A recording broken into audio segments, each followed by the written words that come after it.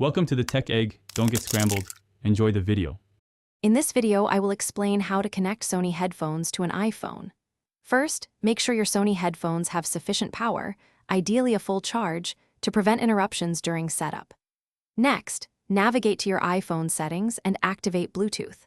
Finally, prepare your Sony headphones for pairing. This often involves pressing and holding a specific button for about 7 seconds until an indicator light flashes rapidly, signaling they are ready to connect. Once your headphones are in pairing mode, return to your iPhone's Bluetooth settings. You should see your Sony headphones appear in the Other Devices list. Tap on their name to initiate the connection. Sometimes, a pairing request will pop up on your iPhone. Simply confirm it.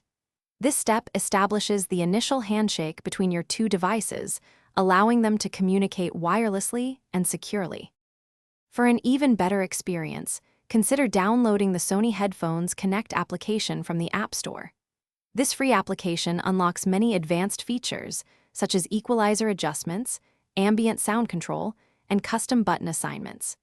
It also helps keep your headphones firmware up to date, ensuring optimal performance and compatibility.